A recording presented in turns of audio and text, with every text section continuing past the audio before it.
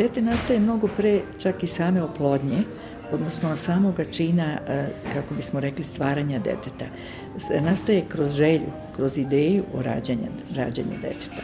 Mladi ljudi koji žele da imaju zdravu porodicu, o tome bi trebali da razmišljaju mnogo ranije, zato što sve ono što rade u jednom periodu svoga života, a to je otprilike zbog tempa kojim se menja naše masno tkivo, nekih 7 godina. Znači, otprilike 7 godina života bez droge, bez alkohola, bez različitih veoma jakih toksina kojima su danas mladi skloni. Stres ne možemo isključiti. Sve to, ako bi se provelo, obećava zdravu podlogu za nastanak zdrave trudnoće. A kada dođe do oplodnje jajne ćelije iz koje će nastaje čovek, sa svojih 23 hromozoma od majke i 23 od oca, što znači 46 hromozoma u svakoj ljudskoj ćeliji. Od tog momenta počinje jedan veoma buran period razvoja. To je tih 9 meseci trudnoće koji su, može se reći, temelj zdravlja budućeg odraslog čoveka.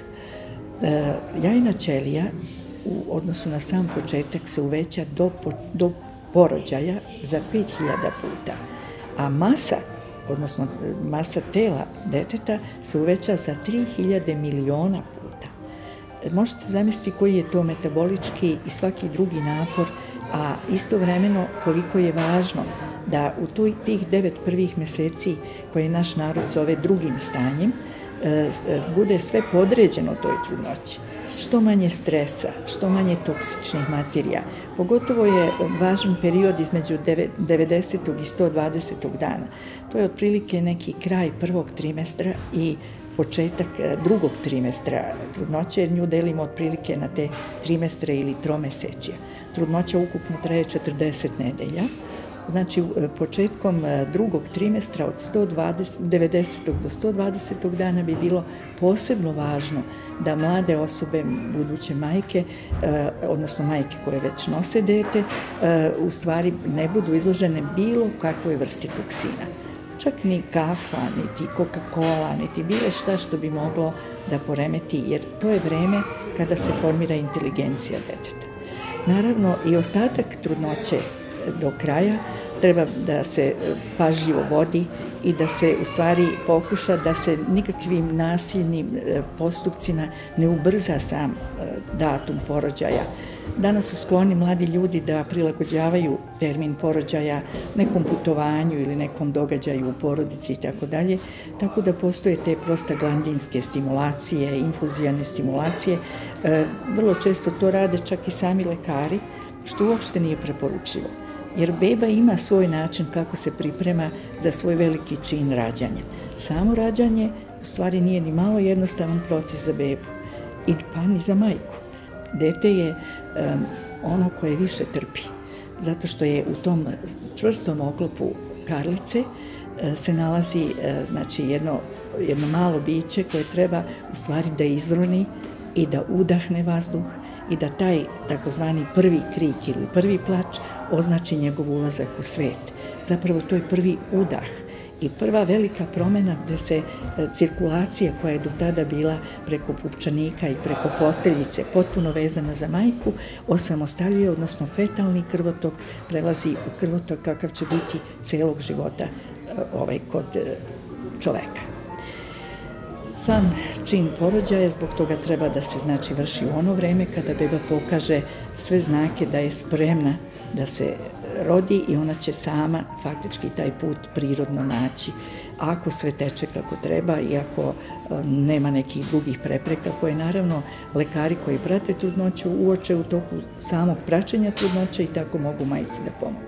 Dakle, moja poruka mladim majkama je radujte se trudnoći, ali to svoje čedo nosite pažljivo.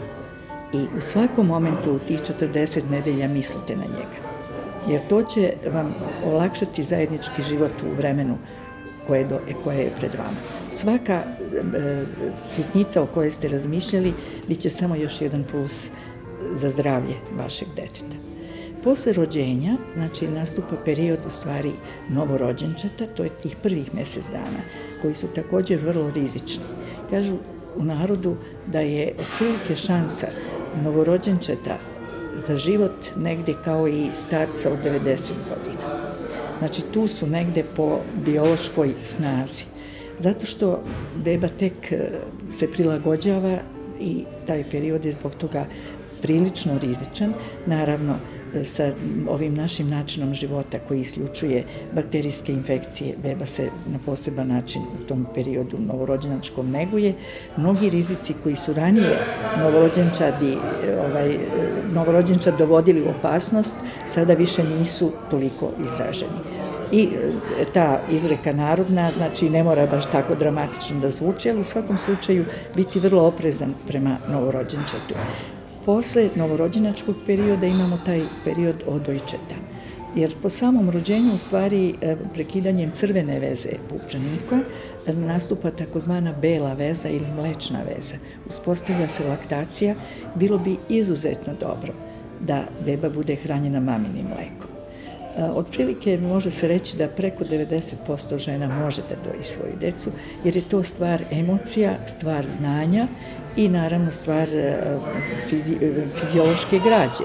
Ali najveći broj žena ima sasvim dobru građu i može određenim postupcima i da isforsira količinu mleka i da produži laktaciju i da popravi kvalitet toga svoga mleka, tako da u svakom slučaju dojenje je veoma, veoma preporučljivo. Mleko majčino je mnogo više nego hrana. To je u stvari izvor i imunoglobulina, i živih ćelija, i naravno svih mogućih hranjivih materija, belančevina, masti, ugljenih hidrata, vitamina, minerala i tako dalje, na najbolji način usklađeno i prilagođeno rastu deteta. Majčino mleko se prilagođava rastu deteta, odnosno iz meseca u mesec se njegov sastav menja kako je u stvari bebi i najpotrebnije.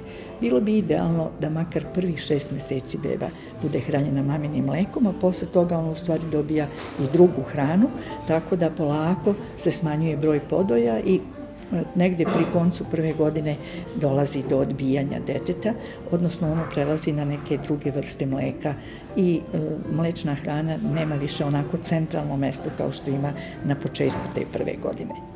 Ali posle te prve godine u kojoj beba se ispravi, počinje da sedi negde sa 6 meseci, sa 8 meseci se ispravlja i stoji, između 8. meseca i godine dana ona počinje da hoda, neke malo i posle te godine dana, znači to su otprilike neki kameni međaši u vreme kada bi to trebalo da se radi, ali naravno od deteta do deteta tu imate varijaciju i ne treba da vas zabrine ako vaše dete je vrlo oprezno, pa neće baš da samo prohoda pre recimo 13. ili 14. meseca, hoda uz pridržavanje, hoda uz ruku roditelja, sve to zajedno ne mora da nas plaši jer je to sve u sklopu takozvane skale razvoja. Između prve godine i treće godine, to je period malog deteta, i to je tih prvih 1000 dana za koje kažemo da su veoma važni, znači ne tako, ne tim istim intenzitetom kao što je bila trudnoća ili kao što je bila prva godina, ali isto tako veoma važni za kompletno sazrevanje i formiranje male ličnosti koja u stvari tada već dobija potpune one obrise onoga što će to biti na kraju sa potpunim sazrevanjem. U tih od prve do treće godine, to je period koji zovemo periodom malog deteta.